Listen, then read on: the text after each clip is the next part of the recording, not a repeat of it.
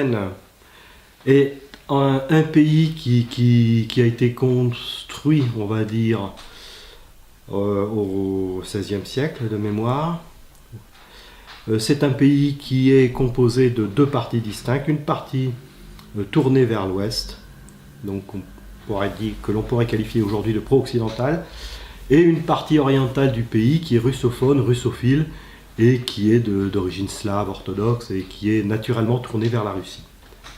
En 1956, à l'époque où l'Ukraine était contenue dans l'URSS, donc quasiment une province russe, Khrouchtchev symboliquement a donné la Crimée à l'Ukraine.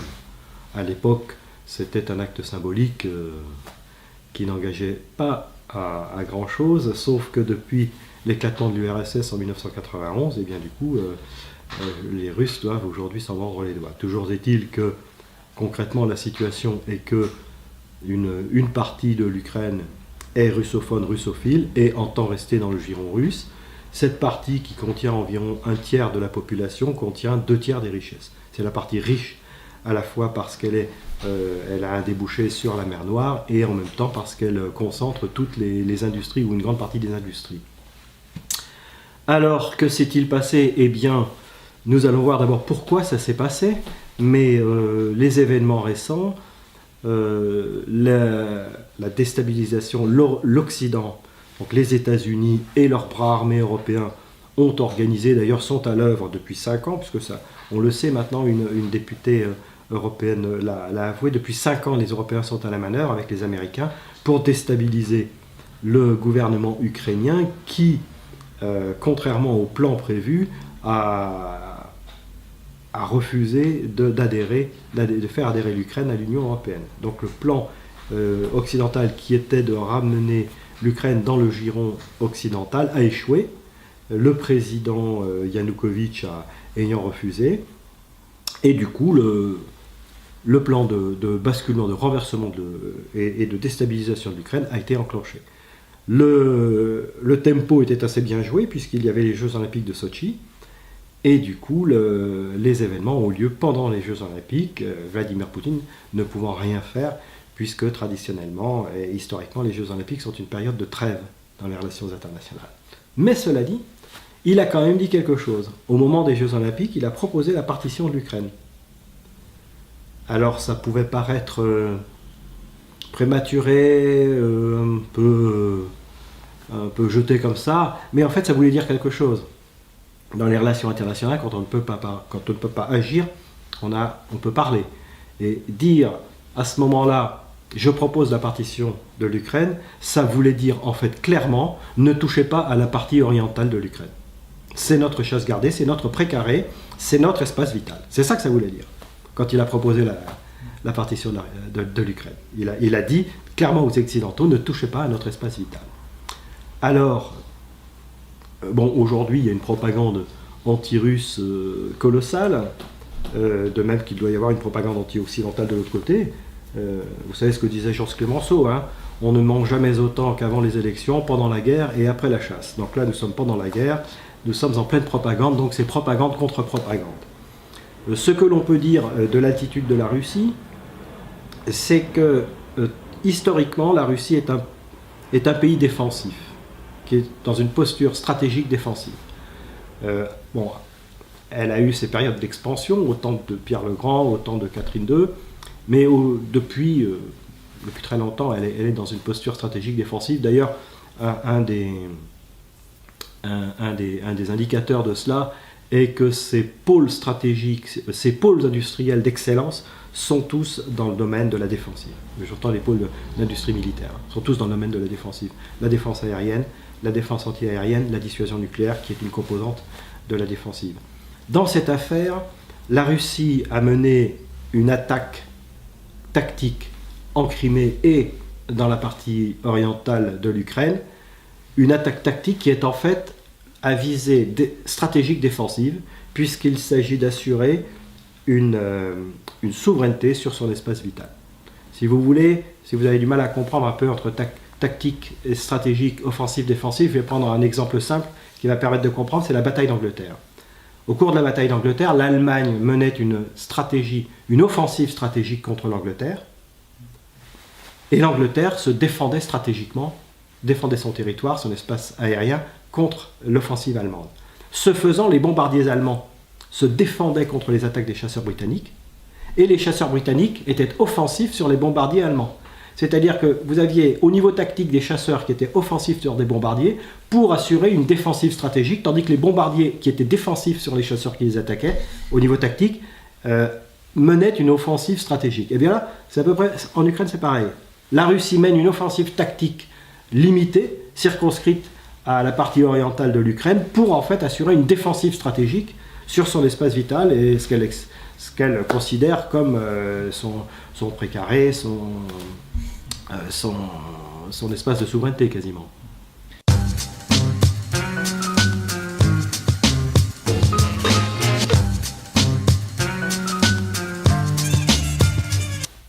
Alors quand j'étais jeune colonel à Taverny en 1997, un général de l'armée de l'air que j'aimais bien et qui m'aimait bien, je l'avais connu comme cadre à Salon-de-Provence quand j'étais élève, m'avait conseillé ce livre, Le Grand Échiquier de Zbigniew Brzezinski. Il m'avait dit, Chamin, il faut que vous lisiez ce livre, c'est Mein Kampf, avec l'humour qui le caractérisait. Donc effectivement, j'ai lu ce livre, et effectivement, c'est Mein Kampf. Zbigniew Brzezinski, donc dans ce livre, Monsieur Brzezinski qui était conseiller des différents présidents US. De Carter, président de la trilatérale, etc. Bon, et il est toujours très écouté. Lorsqu'il parle, tout le monde l'écoute car c'est un grand géostratège. Monsieur Zbigniew Brzezinski, dans ce livre, décrit ce qu'il faut faire pour que les États-Unis restent les maîtres du monde au XXIe siècle. Et il fait le constat suivant, c'est que le centre du monde, c'est le continent eurasiatique. Donc il dit, qui gouverne l'Europe de l'Est gouverne le continent eurasiatique, qu'il appelle le Heartland. Qui gouverne le Heartland domine l'île-monde, et qui gouverne l'île-monde domine le monde. Alors il fait une analyse du continent eurasiatique, et en particulier il définit le concept d'acteur géostratégique et de pivot géopolitique. Alors les acteurs géostratégiques, il y en a 5, la France, l'Allemagne, la Russie, la Chine et l'Inde. Alors maintenant la France, on peut l'écarter, puisque depuis Sarkozy, la France n'existe plus, et avec Hollande c'est pareil. En revanche, les pivots géopolitiques, comment les définit-il d'abord ? La notion de pivot géopolitique, là je le cite, désigne les États dont l'importance tient moins à leur puissance réelle et à leur motivation qu'à leur situation géographique sensible et à leur vulnérabilité potentielle, laquelle influe sur le comportement des acteurs géostratégiques. Le plus souvent, leur localisation leur confère un rôle clé. Donc les 5 pivots géostratégiques du continent eurasiatique, selon Brzezinski, est l'Ukraine, l'Azerbaïdjan, la Corée, la Turquie et l'Iran. Ukraine, Azerbaïdjan. C'est pas là qu'il y a eu des révolutions oranges, il me semble. Dans les deux, hein, je crois bien. Hein, voilà. Donc, et que dit-il à propos de l'Ukraine, M. Brzezinski ? L'indépendance de l'Ukraine modifie la nature même de l'État russe. Donc évidemment, la Russie, l'objectif est de contraindre la Russie et la Chine. La Chine qui à l'époque n'était pas encore aussi puissante, mais qui quand même, dont on sentait qu'elle allait émerger. De ce seul fait, cette nouvelle case importante sur l'échiquier eurasien devient un pivot géopolitique. Sans l'Ukraine, la Russie cesse d'être un empire en Eurasie. Et quand bien même elle s'efforcerait de recouvrer un tel statut, le centre de gravité en serait alors déplacé, et cet empire pour l'essentiel asiatique serait voué à la faiblesse, enchaîné dans des conflits permanents avec ses vassaux agités d'Asie centrale. Ceux-ci n'accepteraient pas sans combattre la perte de leur indépendance récemment acquise. Alors il parle aussi à un moment donné des mouvements islamistes au sud de la Russie, comme un élément sur lequel on peut s'appuyer. Le sort de l'Azerbaïdjan et de l'Asie centrale, à l'égal de celui de l'Ukraine, dictera ce que sera ou ne sera pas la Russie à l'avenir. Voilà l'analyse que fait M. Brzezinski. Et donc, on voit bien que tout ce qui se passe, tout ce qui s'est passé en Azerbaïdjan avec la révolution colorée, tout ce qui se passe en Ukraine depuis la première révolution colorée jusqu'à celle-ci, est clairement défini dans un plan. Il faut lire Mein Kampf. C'est important de savoir où l'on va. Voilà. En finançant, on peut le dire, hein, ils ont été financés, y compris les milices nazis, y compris les mouvements nazis. Donc ça ne dérange personne d'avoir des nazis en Ukraine qui combattants de la liberté. Hein.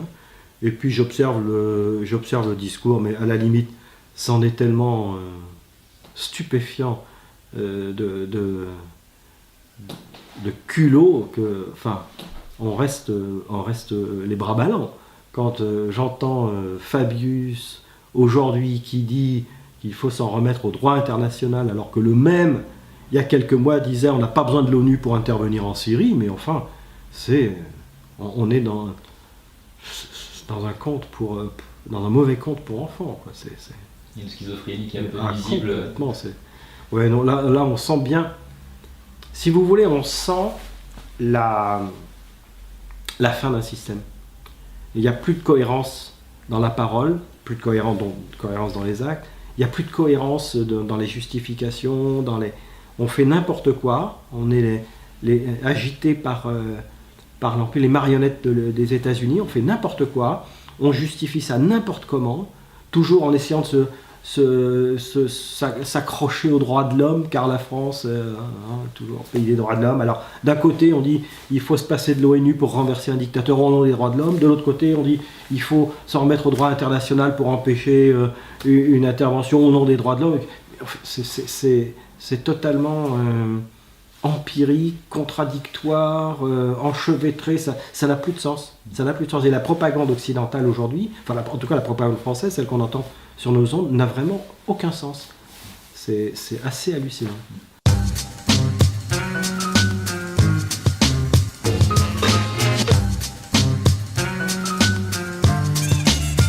Pour l'instant, nous en sommes au stade des menaces. Là, si vous voulez, je pense qu'au niveau économique, nous sommes un peu comme au moment de la guerre froide sur le plan militaire, c'est-à-dire dans l'autodestruction mutuelle. Alors, si les Occidentaux mettent en œuvre les sanctions, je pense qu'ils prendraient un risque considérable, parce que j'ai vu ce matin que Poutine avait dit que si les avoirs russes étaient gelés, il s'agit de ça, geler des avoirs russes, il a dit qu'à ce moment-là, le gouvernement russe vendrait tous les bons du trésor américain qu'il détient et qu'il inciterait les milliardaires russes à en faire de même. J'imagine que la Chine suivrait et ce serait la fin du dollar. Donc là, il joue un jeu extrêmement dangereux. Vous savez, c'est la crise de Cuba, quoi. Je veux dire, ce qui se passe au niveau économique aujourd'hui, c'est un peu ce qui s'est passé au niveau nucléaire au cours de la crise de Cuba. Je pense que s'il passe au stade de l'action, on ne sait pas du tout ce que ça va donner. Et en tout cas, jouer à brandir des menaces économiques alors que l'économie américaine est dans un état de vulnérabilité extrême, elle ne tient plus à rien, plus qu'à un fil. Si la Chine et la Russie se mettent à vendre leurs bons du trésor américain, le dollar n'existe plus du jour au lendemain. Donc,